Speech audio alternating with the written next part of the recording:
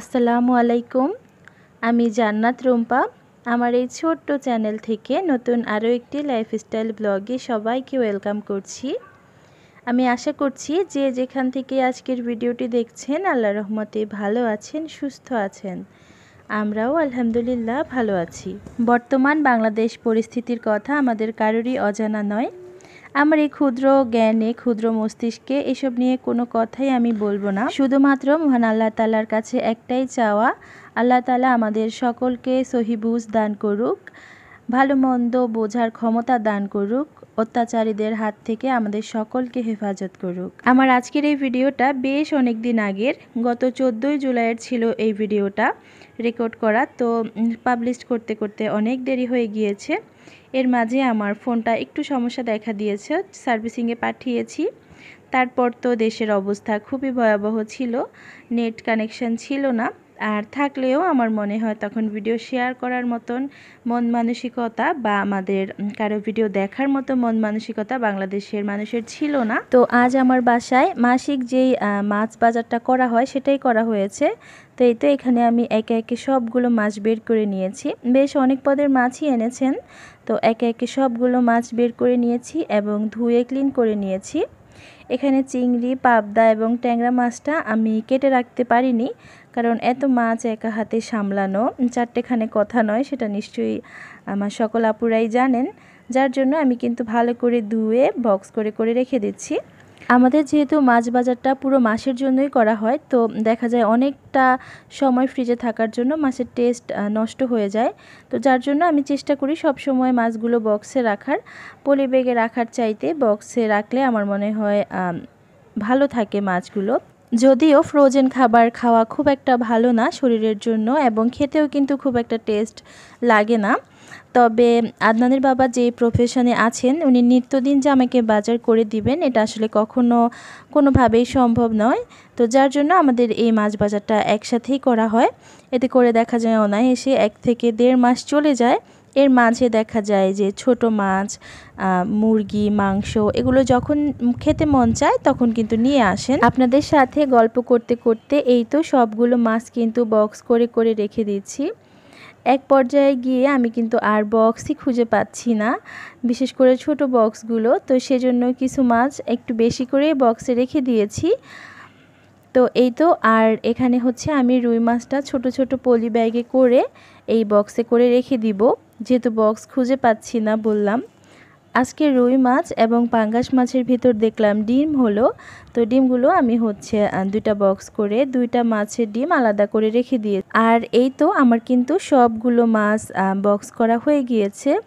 এখন দেখতে কিন্তু খুব ভালো লাগছে, তবে এটার পিছনে যে কত বেশি পরিশ্রম আমার দিতে হয়েছে সেটা না হয় আর নাই বা বললাম। মাঝে মাঝে মনে হয় জীবনটা যদি ভিডিওর মতো এত বেশি সাজানো গোছানো পরিপাটি হতো কতই না ভালো হতো, তাই না? 3 থেকে 4 ঘন্টার পরিশ্রম আপনাদের সামনে কিন্তু 4 থেকে 5 মিনিট 6 মিনিট এরকমই শেয়ার করা হয়। তবে এর পিছনে তো কত অক্লান্ত পরিশ্রম থাকে, এটা নিশ্চয়ই আমার নয়, শুধু সকলেরই। আমরা যারা সংসারের কাজের পাশাপাশি টুকটাক করে আবার একটু ভিডিও মেক করছি। যাই হোক, এই তো সবগুলো মাছ এখন এক এক করে ফ্রিজে রেখে দিব। ভিডিওর এই পর্যায়ে এসে সেই পুরনো কথাটি আরও একবার বলে দিতে চাই, আপনি যদি এই পর্যন্ত ভিডিওটি দেখে থাকেন তাহলে প্লিজ একটি লাইক দিতে ভুলবেন না।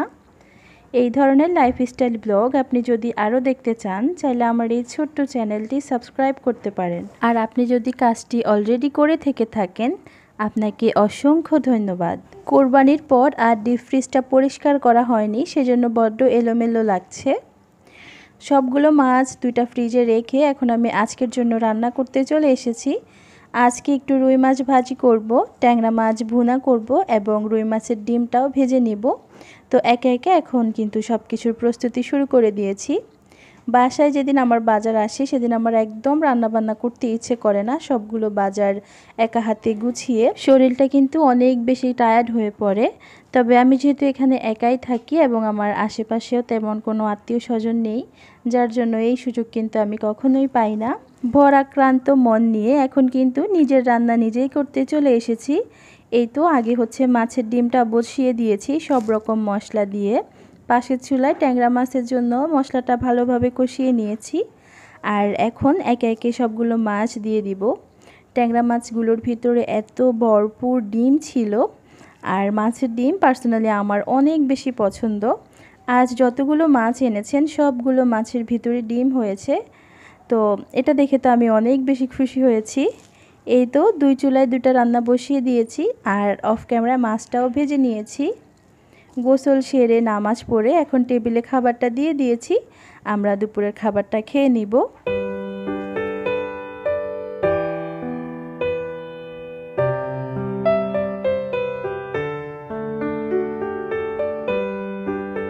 আমি পড়ালেখা অনেক ভালোবাসি।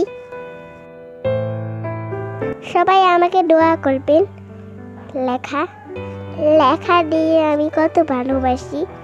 তারপর আমার লেখা ভাল লাগে। আমার কত পড়ালেখা শেষ হয়েছে,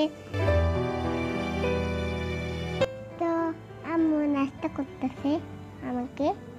তারপর আমি এখানে আছি।